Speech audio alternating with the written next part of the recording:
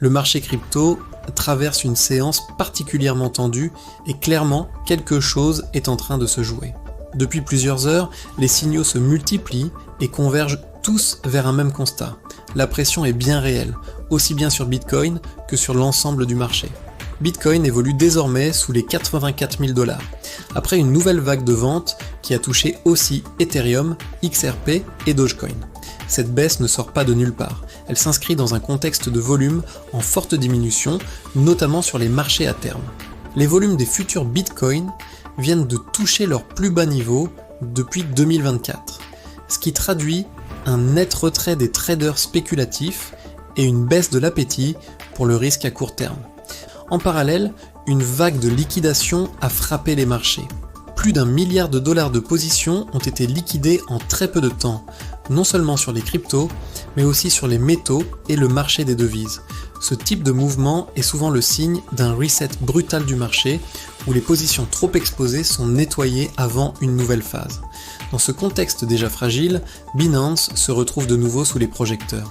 L'exchange a publié un communiqué officiel concernant les accusations liées au flash crash du 10 octobre. Binance affirme que cet événement n'était pas dû à une erreur interne, tout en précisant que plus de 3 milliards de dollars de fonds utilisateurs ont été protégés grâce à leur mécanisme de gestion des risques. Même si la plateforme cherche à rassurer, ce genre d'épisode rappelle à quel point le marché reste sensible aux incidents techniques et aux problèmes de liquidité. Pendant ce temps, le débat réglementaire continue de s'intensifier. À Davos, les dirigeants de Coinbase et de JP Morgan se sont ouvertement opposés sur la future structure du marché crypto. D'un côté, Coinbase plaide pour un cadre clair favorisant l'innovation et la transparence. De l'autre, JP Morgan reste beaucoup plus prudent, soulignant les risques systémiques et la nécessité d'un contrôle strict. Cette opposition illustre parfaitement la fracture actuelle entre la finance traditionnelle et l'écosystème crypto. Du côté des ETF, la situation reste compliquée. Les sorties continuent de peser sur Bitcoin, ce qui accentue la pression vendeuse. Lorsque les ETF enregistrent des sorties massives, cela signifie que les investisseurs institutionnels réduisent leur exposition, au moins temporairement. Ce n'est pas forcément un signal de fin de cycle, mais clairement un frein à court terme. Ethereum de son côté montre un tableau plus contrasté. D'un côté, le prix recule avec le reste du marché. De l'autre, les données on-chain montrent que près de 45% de l'offre totale de TH est désormais verrouillée. Cela réduit la liquidité disponible sur le marché et pourrait à moyen terme jouer un rôle de soutien si la demande revient.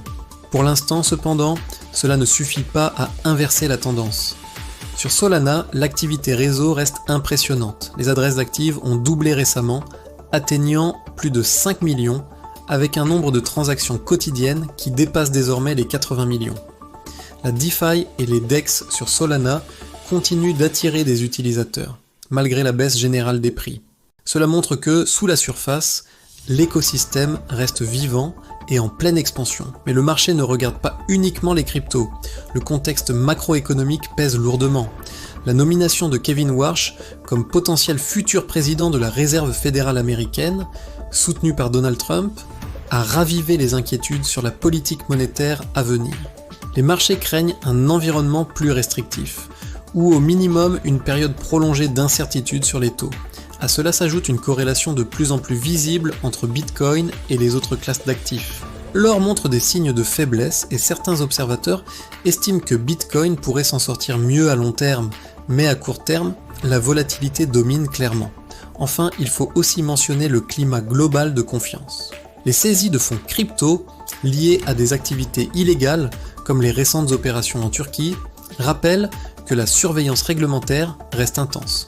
Chaque nouvelle affaire alimente le discours des régulateurs et maintient une pression constante sur l'écosystème. En résumé, le marché crypto se trouve à un point critique. Entre baisse des volumes, liquidation massive, tensions réglementaires et incertitudes macroéconomiques, les prochains jours seront déterminants.